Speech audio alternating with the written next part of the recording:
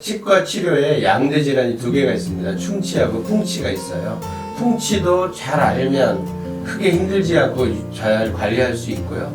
충치도 우리가 잘 알면 크게 힘들지 않게 잘 관리할 수가 있습니다. 그래서 이 충치에 대해서 잘 아시라고 강의를 준비했습니다.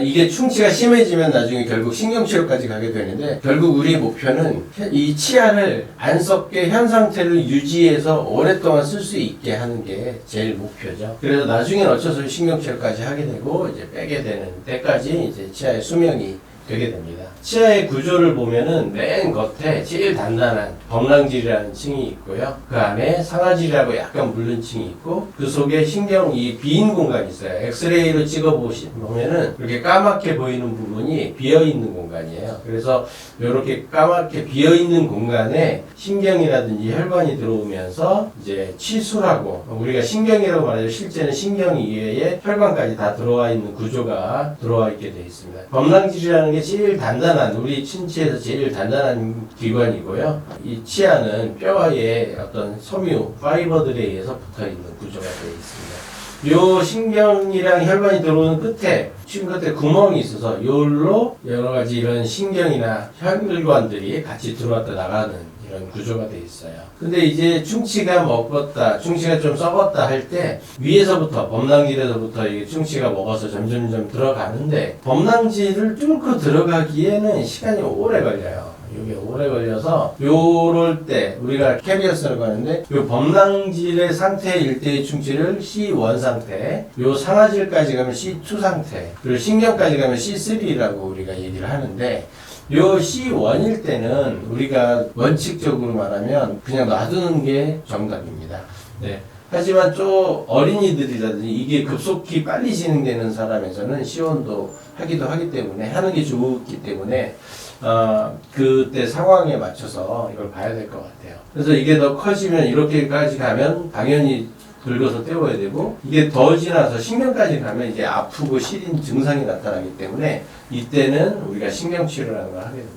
이걸 지나게 되면, 이 바닥까지 썩게 되면 이제는 빼게 되는 거예요. 그래서 충치나 이게 점점 심해지고 여기로 들어가면 확 커지고, 그 다음 신경까지 가서 이게 더 커지면 이 안에 있는 치수 조직이 다 골마버리면은 이제는 아픈 것도 없어지고, 그럼 이 세균들, 입안에 있는 세균들이, 여기 엑스레이로 입안에 있는 세균들이 이 속을 따라서 우리 뼛속까지 들어가면서 여기 뼈를 녹이면서 염증까지 생기게 됩니다. 그럼 이게 더 커지면 나중에 이제 잇몸에 붓거나, 아니면 이게 요로 나오지 않고 더 깊이 들어가면 얼굴이 붓거나, 이렇게까지 진행이 되는 거죠. 그래서 이거를 빨리 치료를 해주시는 게 나은 거고요. 그래서 우리가 아까 충치가 조금 있을 때는 기다리거나 때우는 거, 근데 여기서 이제 C3까지, 신경까지 간 경우에는 우리가 신경치료를 하면서 아무리 조금 썩어서, 옆에 썩어서 신경을 갖다 하더라도 신경치료하기 위해서 위를 다 뚫어야 되거든요. 이게 사실은 굉장히 좀 아깝죠. 어쩔 수 없지만.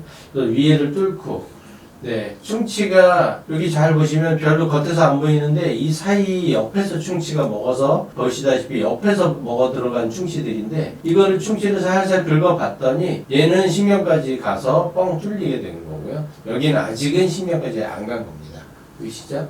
그러다 보니까 여기는 요만큼, 요 치아와 요 치아는 요만큼의 충치 차이임에도 불구하고 치료법은 완전히 달라서, 얘는 떼울 수 있는 거고 얘는 이렇게 뚫어서 신경치료를 할 수밖에 없는 거죠. 충치의 요만큼 차이인데도 불구하고 치료는 완전히 달라지게 되어 있는 겁니다. 이렇게 뚫어서 각각의 치료를 해야 되고요. 위에를 이렇게 뚫고 나면은 이 안에 있는 그 골마 있는 신경 조직들, 아니면 혈관 조직들, 세균들을 다 긁어내는 치료를 처음에 하고요. 그 다음에 요 뿌리 길이가 사람마다, 뿌리마다 다 다르기 때문에 그 뿌리 길이를 재는 근관장 측정 시간을 또 해서 길이를 재고, 길이는 어떤 이런 삐삐 소리 나는 기계를 쓰기도 하고 엑스레이를 찍어서 확인도 합니다. 이렇게 한 다음에 그 안에를 비워놓게 되면은 다시 삼출물액이 들어가서 다시 굶어서 염증이 생기기 때문에 요 안에 요렇게 비어있는 데를 우리가 거타파차라고 하는 재료를 가지고 요 안을 채워주면은 신경치료는 이제 마무리가 돼요. 마무리가 되더라도 위에는 여전히 비어있기 때문에 이 비어있는 데를 메꿔주고, 이렇게 비어있는 데를 메꿔주고, 그 다음에 이게 치아가 껍데기만 남아있기 때문에 껍데기를 깨지지 말라고 싸줘야 돼요. 그래서 이렇게 싸주는 것까지가 이제 신경치료 마지막입니다. 여기 메꾸는 재료는 GI라든지 뭐 레진이라든지 이런 재료를 메꿔줄 수 있고요. 이게 치아가 너무 적게 남아있는 경우는 여기에 겉아파차를 좀 제거하고 기둥을 세워서 메꾸기도 합니다. 치아가 너무 약할 때. 그렇게 하고 이게 치아가 깨지지 말라고 이렇게 싸주는 거고요. 싸주지 않았을 때 쓰다 보면 이렇게 겉에만, 껍데기만 있던 치아가 깨질 수 있게 쪼개질 수 있기 때문에 이걸 방지하기 위해서 무조건 신경치료 한 건 싸줘야 됩니다. 신경치료에서 싸는 재료는 뭐 메탈도 있고 골드도 있고 이렇게 메탈에 도자기를 올린 것도 있고 요즘 지르코니아 치아색으로 이렇게 하는 것도 있어요.